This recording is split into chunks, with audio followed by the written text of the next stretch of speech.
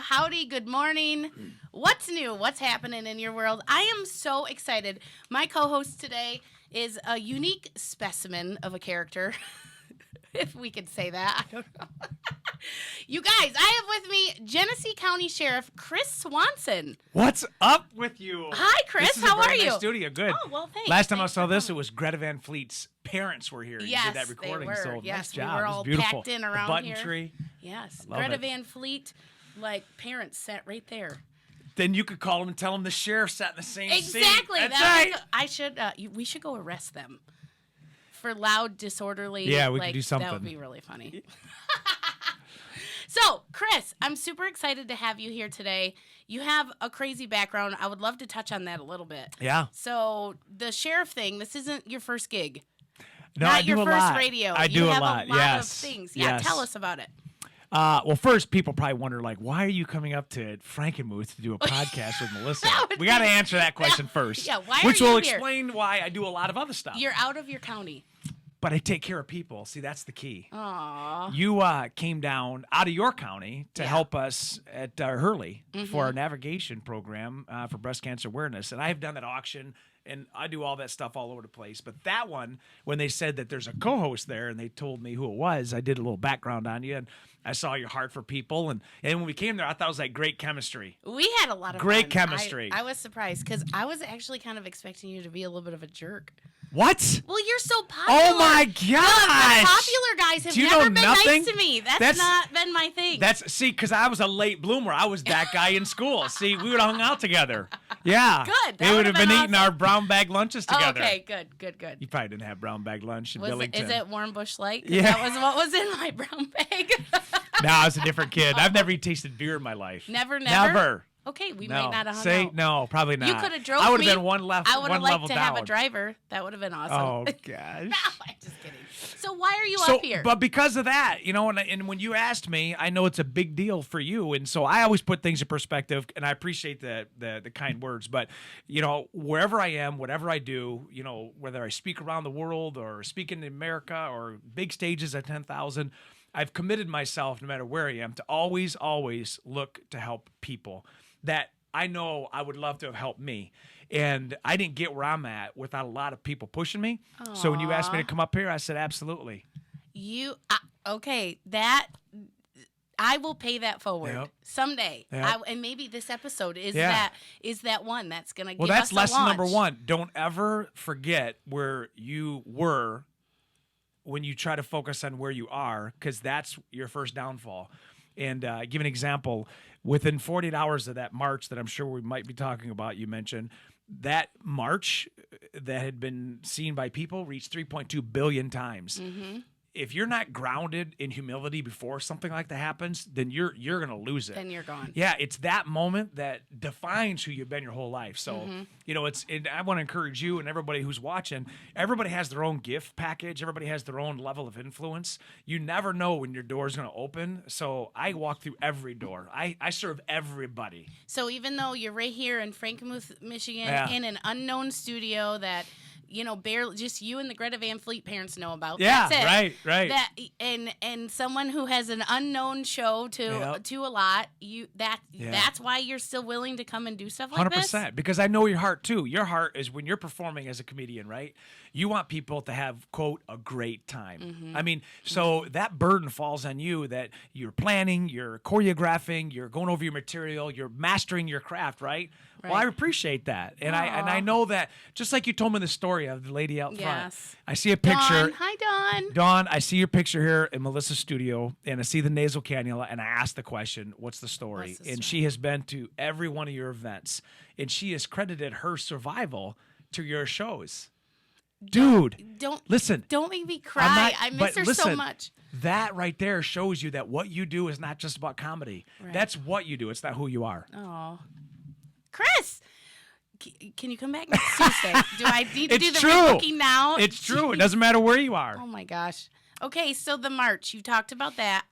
We need to fill everybody in on most people have seen it. I've watched it a million times. So tell us, in your own words, What was that day like?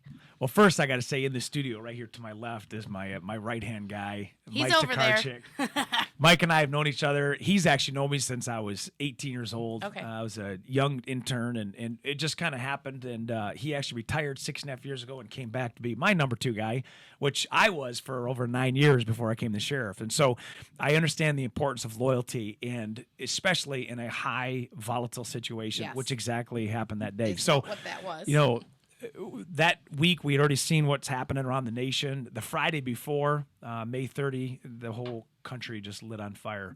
Big cities and police departments were getting torched, and everybody felt the tension. Yes. Everybody knows it's been a weird year between COVID, between the politics, and then you had protests on top of it. Everything was just a perfect storm. So, long story short, it was in the main city of Genesee County, for those Flint. that don't know, Yeah, is Flint, Michigan. Flint, Michigan, where Flint. we've had water struggles. They've struggled. The Yeah. city has struggled. Yeah, per capita, highest poverty, per capita, highest crime. Right. General Motors pulled out. No good has been shown of Flint. And it's been hard because I grew up there as far as I started working in the sheriff's office since I was 18. My parents live in the city of Flint. Wow. And so there's a lot of great things the city offers, Right. but it just constantly Gets pours buried. out pours out this message of it's a terrible place, and it does have its struggles, but it's our struggles, right? Long story short, when that whole Friday happened, we had already had scheduled that march at 5 o'clock on Miller Road at Target, which is the business district. So we knew that it was happening, and we went and did our planning that day at 1 o'clock for another event that was going to happen on Sunday, June 1st.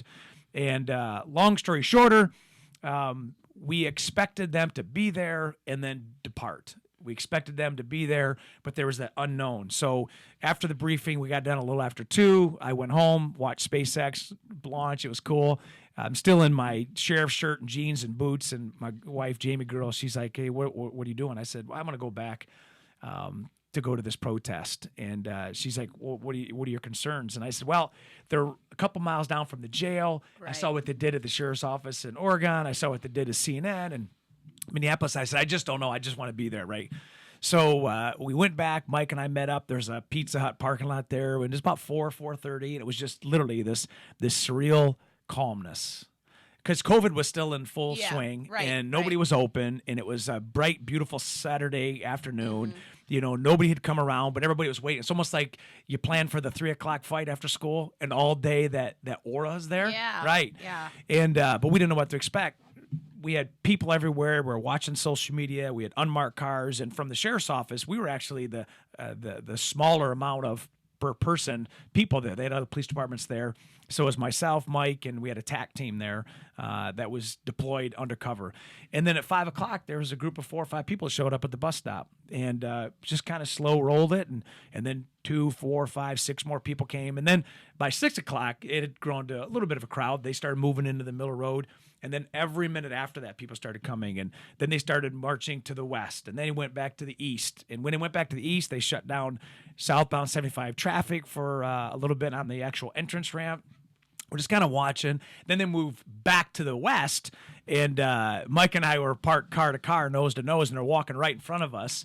And you could just sense that the crowd is starting to ramp up. But it's calm. Like nothing's really They're happening. not shouting No. vulgarity or nothing We like couldn't that. hear that. I'm Okay. sure they were, but we couldn't hear that. Okay. The key was to give them an opportunity for the voice to be heard. Mm-hmm. But there was nobody that was being provoked on the police side that could cause a what I would call a responding attack. Yeah. So we actually backed out. We went to another parking lot, and this is getting close to around 8 o'clock. And we were thinking, okay, it's going to be over with. But something quickly changed when they marched past where they first started in Target. It went back to the west. It kept going and going and going. And we're like, well, what's up with this?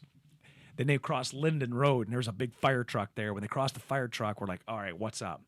And then there's a little street that runs to the north off Miller Road called Fleckenstein. And you only know that street if you want to get to the police department. And when that crowd turned north on Fleckenstein, that's when everything changed. I said, they're going to the police department. So we took a back road to get there. The traffic between law enforcement, you could just tell that the whole tone changed. Get on your battle armor, get on your riot gear, fortify the line. They can't get to the police department. Now we're in full battle gear. It's almost like the announcement has just come. And so Mike and I, separate cars, you pull there, and we have our vests. I have my masks. You know, everything that was about to make us a stat we had. I put my helmet on, and Mike went to the right, and I went to the straight. And I remember seeing them come over the hill towards the police department, and the whole line's there, police cars there, and I'm thinking to myself, this is crazy. Like, I cannot believe this is happening. We were like heroes 6 days ago, right? And I've been here my whole life. Now they hate us, and they are screaming venom. And you go up to the line, and there's officers with pepper guns and rubber bullets and everything you would see. Which helmets. Also puts people on the defense. Oh yeah, on yeah. the You're waiting for defense, and conflict. Right. You have people that are screaming in the cops' faces, and one person. I remember one guy, as a white dude, he's sitting on the ground and he's looking up and just screaming at one of the cops, and all of them, they're all standing in line. Side note, I found out later, I got a hold of, somebody got a hold of me, a parent of one of the officers there, and they ended up thanking us for defusing it, and they said that our son, who is battle-tested, was so terrified because nobody knew. Listen, I wasn't calm either. It was just instinctive to do what we did, but there was so much tension. I've never experienced that my whole 28 years as a cop. Never. And I was on the dope team. We do trafficking investigations. I've been undercover. I've been undercover internationally. That was the most intense moment. Oh my gosh. And so as it kept going, I remember one of our officers had his shotgun there. It was a less than lethal shotgun, and he was standing out in front of the patrol car, and I said, Rudy, I said, tuck in here, man. I don't want them to see the shotgun, because you can provoke. Yeah, right. And I look in the crowd, and I see that there's people. I don't recognize any of them, but we had just left a buddy of mine, Jeff Hawkins. He's a street pastor in the city of Flint. Big black guy, built, lost 2 kids to homicide, 2 different homicides. The street credibility is all over, right? I just happened to call him up because we'd seen him just a few minutes before. I said, where are you? He goes, I'm in the crowd. I said, where? He goes, I'm in the crowd. I said, don't move. I'm coming for you. And I'm telling you, I can only say by the Spirit of God, everything that I'm telling you right now was all by instinct. I took my helmet off because psychologically I knew that would probably send a very aggressive sign. Yeah. I took it off because it shows a very confident vulnerability, like I'm not intimidated. And I said, I'm coming to you. And I walked in the crowd. And he was about halfway in, and they were all over. And I gave him a big old hug because I wanted them to see that, white guy, black guy, hug, friend, he knows me. And right then, one of our captains, Cronkite, comes around, and I'd seen a couple fist bumps, and I don't know what's happening down the line. Right. Even Mike has a whole different version of what happened on his perspective. But I remember one of the organizers coming over, and one of the captains said, hey, this guy wants to talk. And I said, bro, that guy's not who we are. I said, these cops right here, we're here to protect you. We're not here to hurt you. I said, what do you need me to do? I don't know why, Melissa, I said that. I have no idea, other than it was the right thing to do. It turned out. He says, tell the people what you just told me. I said, get their attention. And he turns around, he goes, hey, everybody, the sheriff wants to say something. And it all went right at you. Right there. Oh, I got goosebumps. And then I'm going to tell you that the comment that I made, which I just told him, and I used the term, I want to make this a parade, not a protest. I don't know where that came from.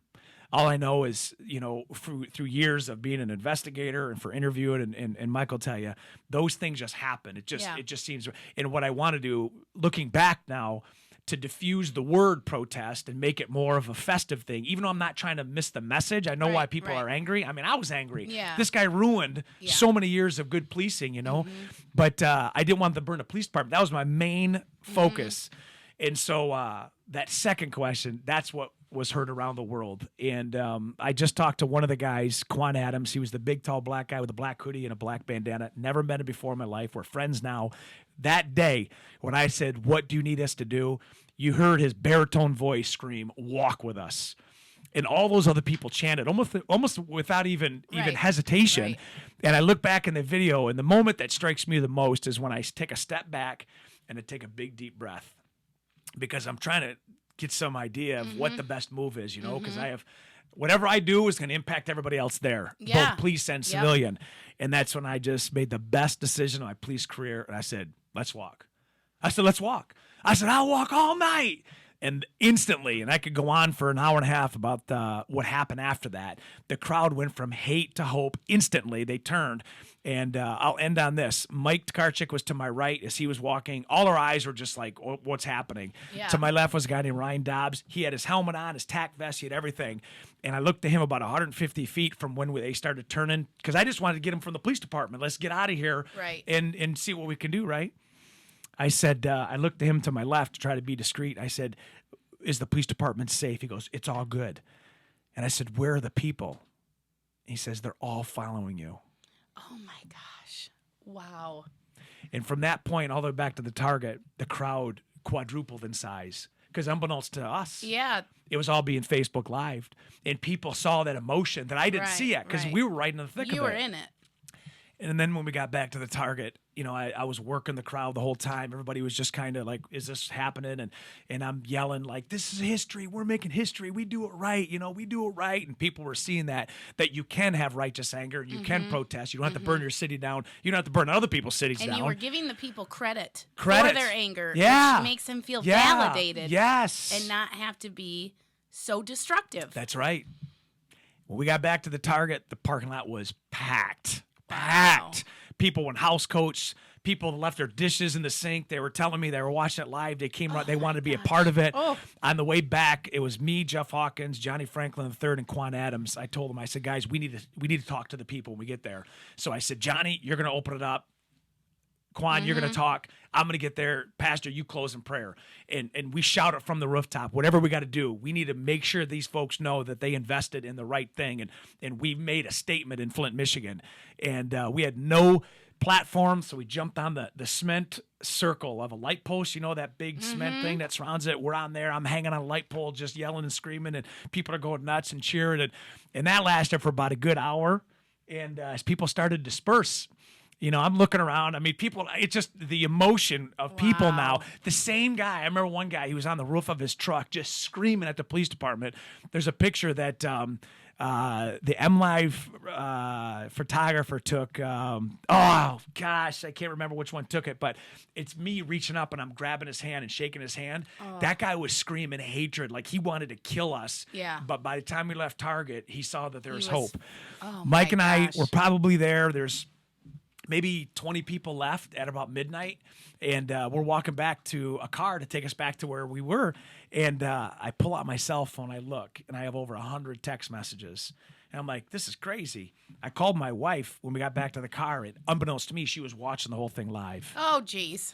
And she goes, oh, my gosh. And Mike and I, literally, we were just yucking it up thinking, that's just, that was fun. That was great. We did what we did.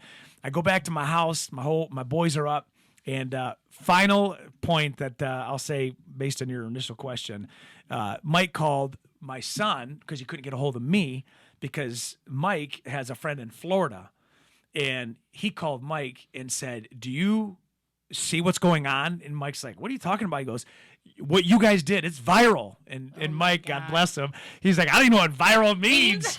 So he calls Jamie before I'm even home. And he's like, Jamie, this is going up like 350,000, 400,000, 500,000, 600,000. By the second, it's going like this. And that was Saturday. I knew it was big because on Sunday, how they got my number, I don't know. The Associated Press called, and that's like the wire for all the world, And the guy who was talking to me, he's from Detroit. He's a black guy, and he's like, hey, I just wanted to tell you, Sheriff, I said, I asked to work the story because it's going to be big. And I told him the same thing I just told you. And I said, I appreciate it. And he goes, I just want you to be prepared. This is going to be big. I said, I appreciate it. He goes, no, Sheriff, listen, this is huge. And sure enough, within 48 hours, that video had reached 3.2 billion people in 48 hours in 6,000 news stations around the world. And since then, I have done over 125 interviews around the world, spoken to billions of people about what unity looks like, what hope looks like. And trust me, I'm still a protector. I'm still a crime fighter. But not everything is busting heads. Not everything is putting people in chains and cuffs and arresting people. That other side of it, that's what the world needed at that moment. And it's just been an honor to be used and promote that message and to give people hope in not only that situation, but others. Well, and in the current situation that we are all in, I can't even, me and everybody watching this and listening, I don't think you understand how important it is to see the other side. Everything is about the volatile hate and the destruction on both ends. Both ends. It's look at this bad cop, look at this bad cop, look at this bad black person, look at this, horrible. And to have a group brought together and be able to show that is just incredible. incredible to experience that. And even the videos that I've watched don't show the whole pre-part leading up to you joining them. So it looks like, oh, there was just this nice little protest going on, and la-di-da, and then all of a sudden it's like, hey, let's all walk together. I didn't even realize it was that volatile leading up to that, and how you weren't just shaking scared. You know, a lot of people would have just ran the other way. Well, I mean, I can't comment on that. I would say that's why cops are special. And we take a lot of heat because we do it to ourselves. We do it the old-fashioned way. We've fired 5 people this year alone in my business from my office. There's people that don't belong here, and we know that. Right. We don't want them in here. And law enforcement is the only profession. It's the only profession that gets as much critique for not being experts at everything. Right. And everybody, even a 1-month officer or deputy, has to have the same expertise as a 30-year veteran. That's what the expectation is. And when you look at what happens is people call in crisis when the world's falling apart, 911. And I guarantee there's people that got into this business for the wrong reasons, but that is such a small profession. The average person who serves their country as law enforcement, they love their people. Right. They are the only ones that will answer a 911 call for somebody's life and risk their own to get there. Right. And they will drive fast. They'll protect. They will die. Do you know over 200 cops this year alone have died in line of duty? There's not a profession in the United States where 200 people have already died by doing what they're doing. So it's a noble field. And all those things that you had brought up, the reason cops don't run is because you're wired that way. It's just different.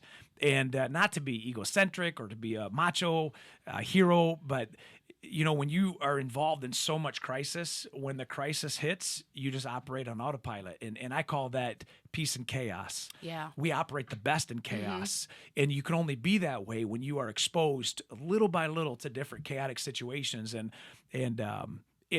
when you see the aftermath, that could have gone bad one way or another, right? But it just worked out to be the best. And my mission since then is to heal race relations. I got a fun story for you if you're interested, is to take the lead on professional policing and holding cops accountable, especially police leadership, which has failed. When there's wrong, call wrong a wrong. Right. When there's a pressure to leave your flock and go on the what I would call the popular setting, stay with your flock. Always say and do the right thing. You can never go wrong. Right. And so my mission is, how could this whole thing have started, this forest fire, from a white police officer in Minneapolis, yet be healed by a white police officer in Flint, Michigan? So don't say it can't be done. Yeah. Which leads me to this call that I got on Thursday. You ready for this? Yeah. On the Melissa Hager TV show. Ooh, tell us. So you want to see full circle. Now, mind you, I've had so many opportunities to be on with different people that a lot of them are against me, as far as they're on the opposite side of the argument, from the NAACP to the ACLU. Oh, wow. People, I mean, all from California to New York, around the world. Oh, wow. People that were different political parties. It doesn't matter. I didn't have interviews with everybody who thinks it looks like Chris Swanson, right? Right. But during that time, I was able to just speak the truth with compassion, with passion, and I never got into one conflict, because even if people disagreed with me, they know my heart was, I'm going to heal race relations. If there's anybody that's going to do it, I'm going to do it. Like, that's my mindset. Same thing with the professional policing. So I have no problem calling people out that are in my field. And what you do after that is action. That's what everybody wanted, from the Rick and Sasha show, which is an urban radio show on the East Coast, all the way to Fox News, MSN, CNN. I mean, everybody. Don Lemon said, hey, what's the next thing? Poppy Hartle, what's the next thing? You know, Glenn Beck, what's the next thing? Brian Gumbel, what's the next thing? The next thing is put action behind your words. Like I did that day what I would hope other cops would do. And then now, what's the next day show? And so we've been able to do this with our Ignite program, our inmate education program, with our human trafficking enforcement, with our community care task force, by talking to people and bringing people together, uniting people. Wow. So this phone call came in. My secretary walks in on Thursday, just last week, and she's like, I didn't know what to say. She goes, I got chills. And I said, what's up? She goes, you got to talk. The guy's on hold. I pick up the phone. Hey, Sheriff Swanson. And this guy's like, hey, my name is Brian Morrison. I'm the warden of the Lakeland Penitentiary in Coldwater, Michigan. I said, hey, warden, how can I help? He said, once a month I meet with my inmate legislature because we in corrections and understand the inmates have their own government, so to speak. Right. And so they have 1,500 inmates down there, and each cell block has their own elected people to represent them, and they meet with the warden. It's a great leadership move on the warden's part. Yeah. And they talk once a month about good, bad, what they need. He says, we just had our meeting, and there's 30 leaders, and at the end, they said, hey, we need a favor. And the warden's like, what do you need? Can you get a hold of Sheriff Swanson? We have taken up a collection, and we want to donate to what he's doing up there in Flint, Michigan. No. Oh, my God. Oh, my God. Yep. Get out of here. Yeah. Like, that's full circle right there. Oh, my God. That's full circle. Wow. And I said, Warden, I'm humbled. I don't even know what to say other than you tell me when I can come down there and how many people I can bring. Because I'm going to walk into there and I'm going to show respect, because that's how the incarcerated mind is. Yeah. It's all respect. Like, and even on that day, everybody there in that crowd, they weren't part of a group. They were they weren't even part of BLM. BLM wasn't even in the equation at that moment, right? But they were unified for one common purpose. And I will always say, no matter where you are, if you look at world history, anybody who's worthy of honor has always brought people together, not divided people. Right. They've always unified for the right reasons, right? And on that day, anytime we find a common ground of unity that's bigger than division, everybody wins. Chris, oh my gosh. So that collection came from the inmates. I just want to be clear that that came from the inmates. That wasn't from the officers. No. Oh, wow. Yeah. So that's the kind of stuff that you can't forecast that's happened. And when that time comes, I want people to see, because if people don't believe it, then they can't achieve it. Yeah, and I want people in this country that we have great division in, I've been around, you've been around. We see it more than ever before. We didn't grow up in the 60s when 4 leaders were assassinated in one decade. That's a bad decade. That's the a Vietnam bad War. decade. Yeah. I can't think of another decade going back in history. I wasn't even born in the 60s. But I can't think of another decade that has the same impact other than the decade we're in now in 2020. So we have been here before. We can come back. But you have to have people believe that it's possible. And it's not going to be one particular platform that we think is going to be the saving grace. You got to watch people's actions. Like, I want people to look at folks based on what they do, not what they say. And I think the nation is hungry for that, which is why I come to Frankenmuth, which is why I speak to every news station out there, from Israel to Canada to Australia to London. Wow. I want people, because all the letters that I got, Melissa, all the emails from around the world, letters and emails, stacks of them, everybody said the same thing. Thank you for restoring hope. That's it. People want hope that today is going to be better than yesterday and tomorrow's better than both. Oh, my, I hit share 18,000 times for that exact reason. I was like, look at someone's actually doing it. Someone is actually doing it. It's real. It can really happen. Yeah. And there's people on both sides that completely lost that over the course of this year, that it's not even possible. Yeah. And you've been able to make that possible. So in your daily process, I mean, now your plate just got so much bigger. Yeah. Your platform got bigger. Your duty as an American citizen got bigger. Your influence under the Most High God got bigger. That you have a bigger job. Your ears have to be wide open to listen. How do you function with that on a day? What about when Chris is having a bad day? Do you get to have a bad day? Yeah, Saturday. Yeah? Yeah, just 3 days ago, yeah. And it wasn't that I had a bad day for any reason. It was just I was pulled in 1,000 directions. And I wish people, that it's hard, because I don't want to say that my bad days are bad, because Mike will tell you, anybody in police work, we see bad days. Like, we see really bad days.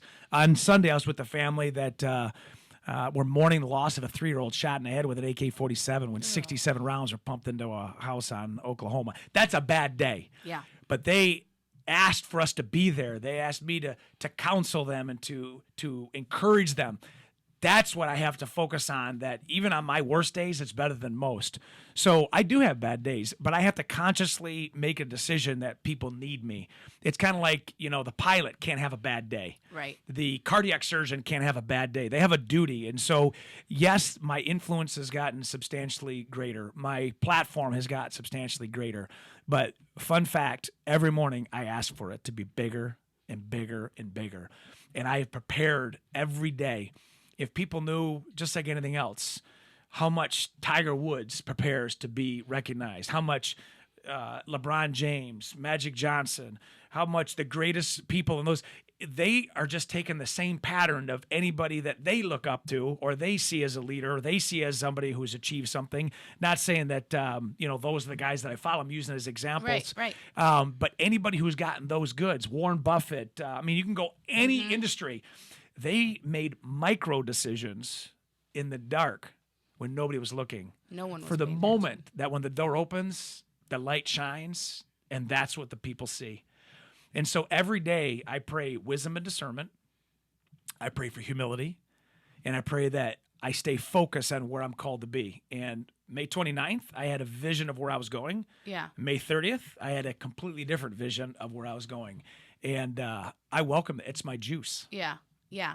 And so because of your hyper awareness of that, like you say, in the dark, when no one's paying attention, are you able to see things coming also that are not for you? Yeah. That you Great need to question. steer clear of? You have to be prepared to stand patient for doors that are closed to open. Mm-hmm. You've got to fight with everything you got to keep doors open that can never be closed, and you've got to be aware of what doors could never be open. So I am hypersensitive to the things that have brought everybody down in positions of leadership throughout world history: money, sex, and power. Yeah. Those three things, you look at any position, any country, any company, any kingdom, when people in leadership positions lose their focus on money, sex, and power, they lose everything. And the aftermath are people's lives. Right. So the hypersensitivity is I surround myself with accountability. I surround myself with layers of protection. Yeah. I make sure that on all three of those, let's just say money. I grew up with no money. My parents, bless the heart, struggled the whole life. They still, my dad's in his 80s. My mom, they struggled. Okay. I was in debt in 2004, $480,000. I had a $36,000 credit card bill, right? I wasn't a giver like I am now. Now I flipped that all around. I don't buy out of emotion. Mm-hmm. I'm very cautious. So money, I have protections built around it. Right. And I give. So it doesn't seem like I'm hoarding everything.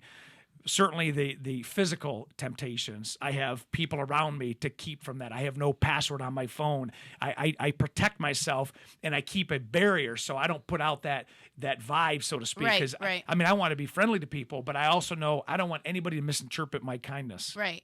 And then the power. Which can easily happen. 100%. Yeah. Easily happen. And I know I've been around you now a couple times in person, and all the girls in the room are like, ooh, Chris Swanson's here. At some point, for you to be able to keep that in check and not let it be like, right, you're welcome, ladies. Yeah. I've never seen you act like that. I appreciate even today, you brought another dude with you. Yep. Like, good thing I wasn't drinking this morning. But, and I get it. I understand. And it's such a good example to see. Right. Because absolutely 100%. How do you know when somebody doesn't flip the switch on that and mark that sideways? As a fellow married person trying to live in the public eye, I really appreciate that example because I'm trying to learn that. Yeah. People send you stuff. People message you. People, and it's like, I don't know how to be nice without, I hate rejection. I don't want to reject somebody, but I want to reject somebody. Yeah. What do you do? Boundaries. Yeah. So anyway, on to power. No, I wanted to also lead.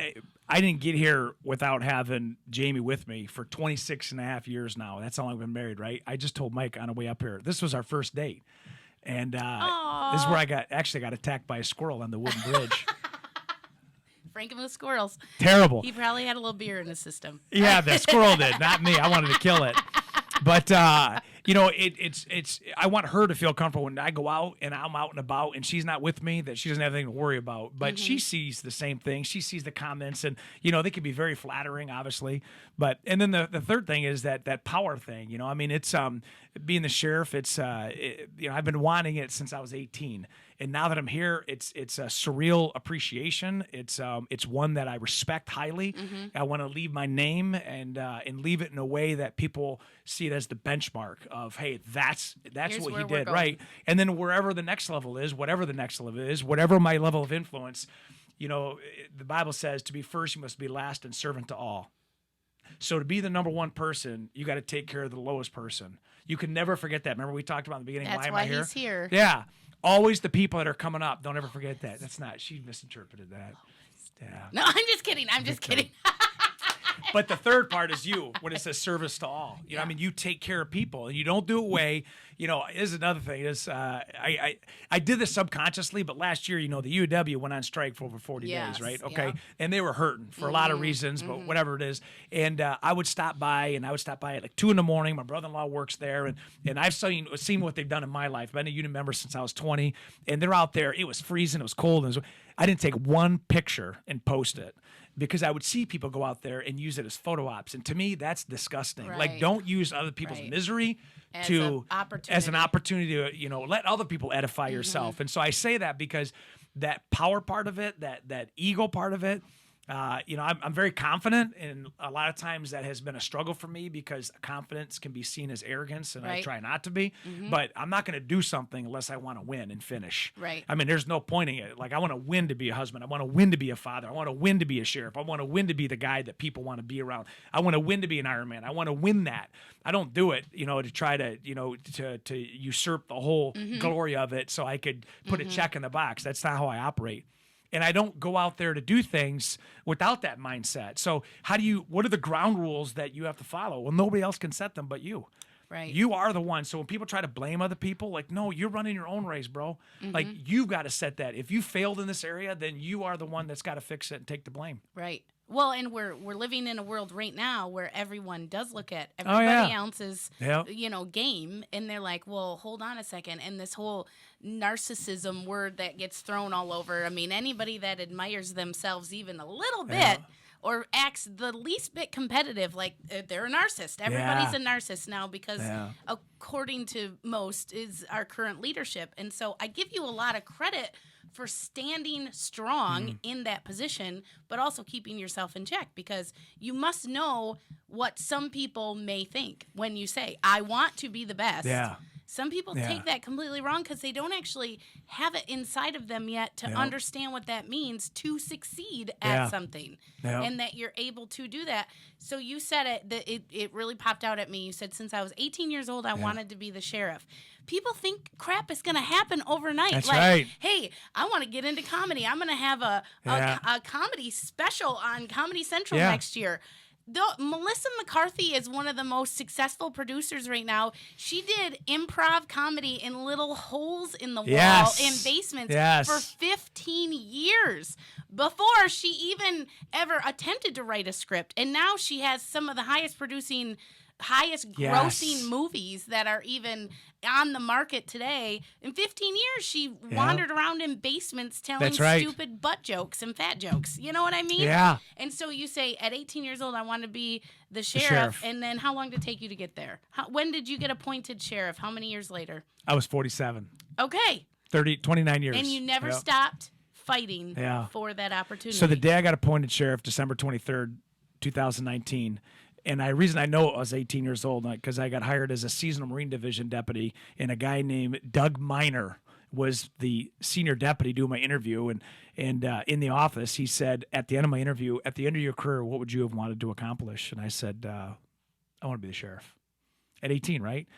He was a seasonal guy, so he was gone that year. No joke. I told my wife since I had met her, I was 20 years old, I met her. I told her this story because she's been with me this whole time, right? Fast forward, December 23rd, 2019.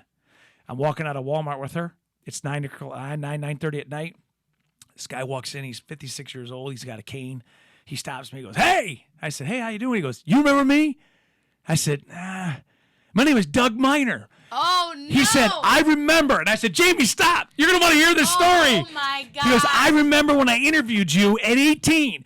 You told me you were going to be the sheriff. He goes, I was watching the news today. I said to my wife, he did it. He actually did it. Oh, my gosh. That is validation. Wow. Yes. That's incredible. Unbelievable. So cool. I know this. I mean, it was insane. I could go on and on about the book of what goes on in Swanson land.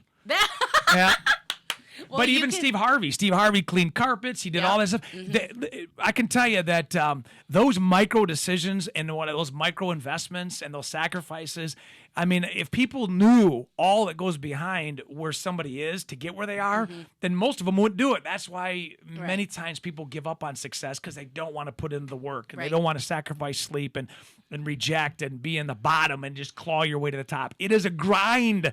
But wherever you are, if you're listening or watching right now and there is a vision of where you want to be, you've got to say right out of the gate, it's going to take everything you've got.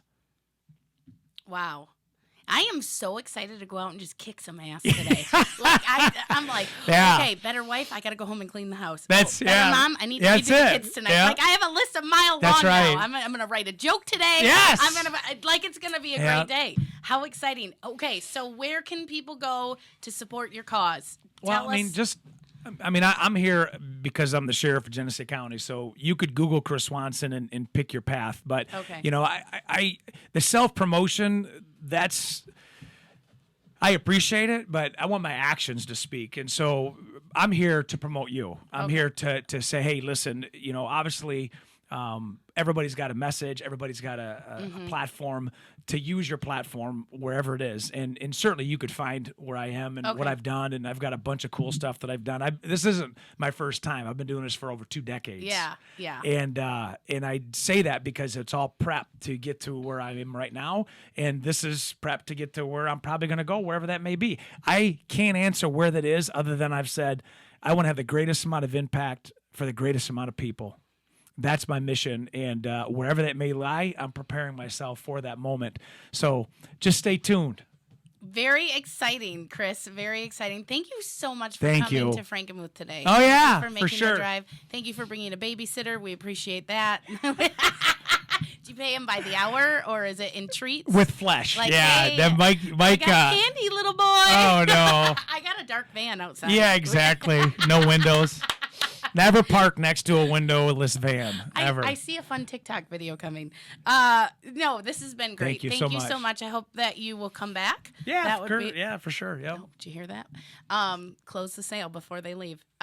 So I've watched way too much Zig Ziglar, and that is why I appreciate you, because you have such a energy and love for people, and it's hard to ever get training or any new knowledge from someone that isn't just motivated by money. It's always all about money. Here's how you make more money. Here's how you make, but to learn how to love people more and listen to people more and get into people's hearts and heads and help them win. That is like the ultimate dream in my book. That's and it's awesome. so cool to hear you teach people about that. And there's so many nuggets in this last half hour that if you missed them, just hit replay and listen again. Thank you so much again for tuning into Melissa Hager TV. You can find this on Facebook Live, and you can find us on YouTube. All your podcasting outlets, just search Melissa Hager TV, and we'll be back with another exciting episode next week. Thank you so much, guys. Dang.